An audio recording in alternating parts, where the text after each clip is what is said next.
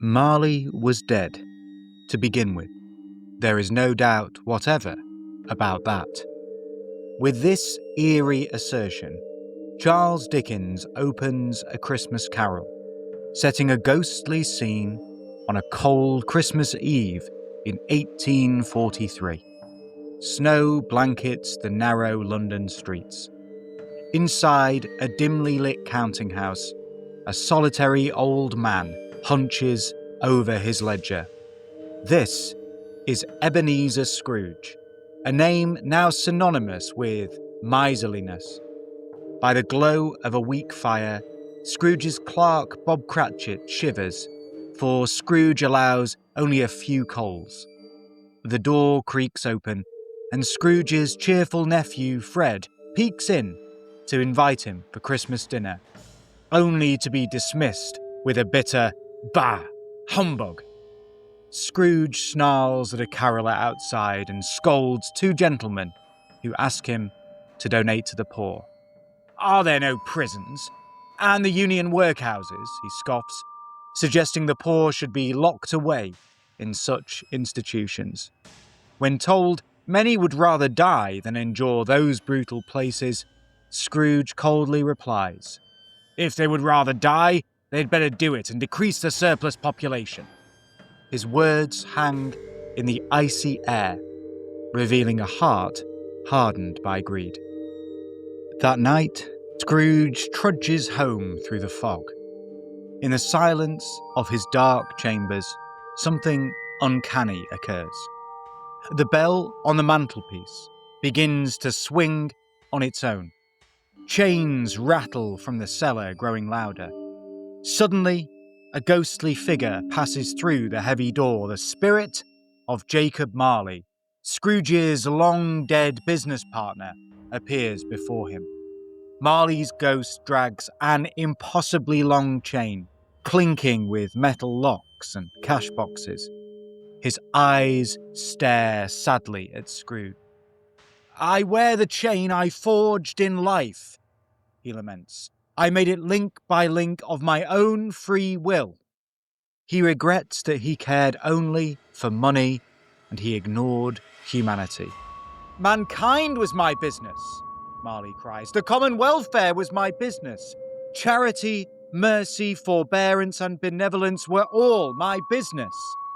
Scrooge trembles as the phantom howls. Marley warns that Scrooge has one chance to escape the same fate of wandering the earth in chains. You will be haunted by 3 spirits, he declares ominously. Expect the first when the bell tolls 1.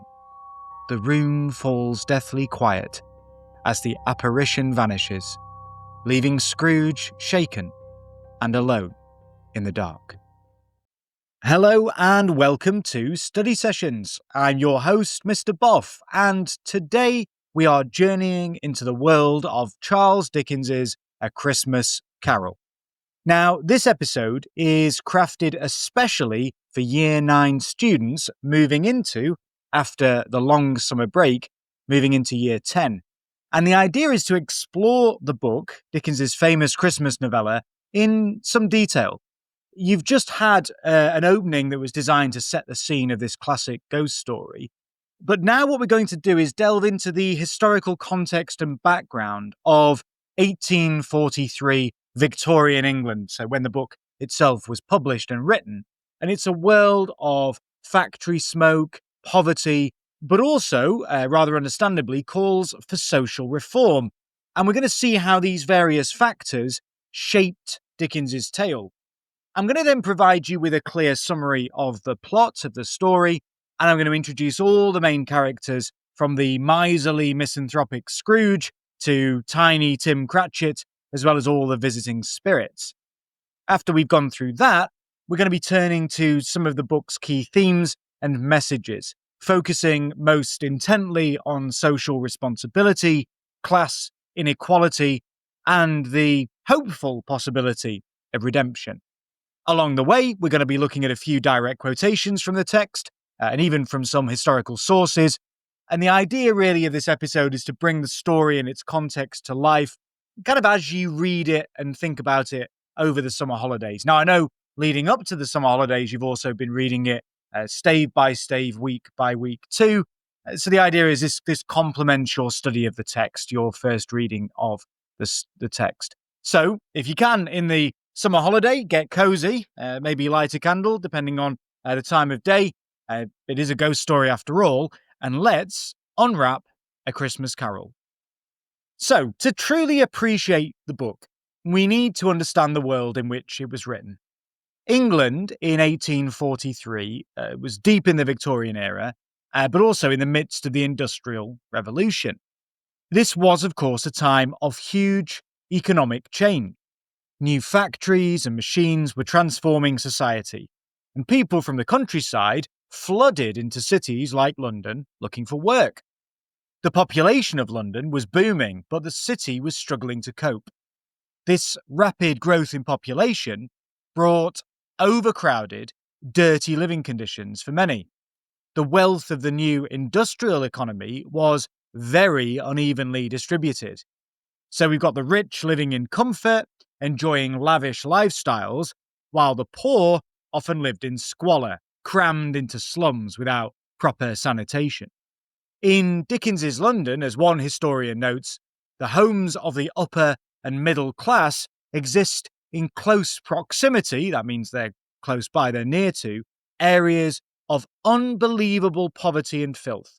Imagine narrow streets choked with coal smoke and sewage, where begging children and factory labourers rubbed shoulders with gentlemen in top hats. Life could be incredibly harsh for working class families. Child labour, in fact, was rampant. It was common to see children as young as 5 or 6 toiling away in mines or factories for long hours. Access to education or healthcare, for the poor at least, was nearly non-existent. The government's approach to poverty at the time was, by modern standards, shockingly cruel. In 1834, a law called the New Poor Law was enacted, aiming to cut costs of helping look after the poor. It forced those in need in poverty to enter something called a workhouse, which were essentially government-run poor shelters. However, as Dickens and others observed, the workhouse was little more than a prison for the poor. Civil liberties were denied, families were separated, and we might even say that human dignity itself was destroyed. These bleak workhouses were deliberately, purposefully made miserable to discourage people from seeking help. Families who entered might be split up, men, women, and children lived apart, doing menial work in exchange for meagre food. Many destitute people went to great lengths to avoid the workhouse because it was so humiliating. If you fell into debt and you couldn't pay your bills, you could even be sent to a debtor's prison, essentially jailed, imprisoned, for being poor. Charles Dickens, of course the author of A Christmas Carol, actually knew this horror firsthand. When Dickens himself was only 12 years old, his own father was thrown into debtor's prison, and the rest of his family, his mother and his younger siblings, had to join his father there. Young Charles was pulled out of school and forced to work 10-hour days in a rat-infested shoe polish factory to support himself. He earned only a couple of shillings a week, which was barely enough to survive. And it's this childhood trauma, experiencing both child labour and having his family imprisoned for poverty, that left Dickens with what one biographer called a deep personal and social outrage at the injustices of the era. It's no surprise then that many of Dickens's novels, and we can include A Christmas Carol here, shine a harsh light on the treatment of the poor. In fact, Dickens was not only an author, an incredibly popular and successful author, but also a social critic and a reformer at heart. By the early 1840s, he was a really well-known writer, and he used his stories to expose the plight of the poor and to urge society to be more compassionate. Just before writing A Christmas Carol, Dickens had been horrified by a government report published in February 1843. It was the second report of the Children's Employment Commission, which detailed the brutal exploitation of child labour in mines and in factories. Shocked by what he read about real children working in appalling conditions, Dickens initially planned to write an angry pamphlet, or like a little political booklet, titled An Appeal to the People of England on behalf of the poor man's child. And in it, he was planning on demanding better treatment for the young and the poor. However, he soon had a much better idea. Rather than a dry, maybe by some people's estimation, rather boring pamphlet that might be ignored, he'd do something powerful. He'd write a story, a vivid, emotional Christmas story, to deliver his message in a way readers could feel. In a letter to a friend, Dickens said that with this story, he would strike a blow on behalf of the poor with the force of a sledgehammer compared to any pamphlet. He believed a heartfelt narrative could open people's eyes and hearts far more effectively. So, in autumn of 1843, Dickens poured his passions into A Christmas Carol, writing it kind of feverishly in a moment of intensity in about just 6 weeks. When A Christmas Carol was published just before Christmas 1843, it was an instant success, and it carried a powerful social message. Dickens set the novella in contemporary Victorian London, depicting scenes of grinding poverty alongside festive Christmas warmth. So he drew on his own experiences and observations of London's poor. Through the character of Scrooge, a wealthy, rich miser, that's someone who's incredibly tight with their money, even though they've got plenty of it, who initially scoffs at the less fortunate, Dickens personified the era's harsh attitudes of the wealthy towards the poor.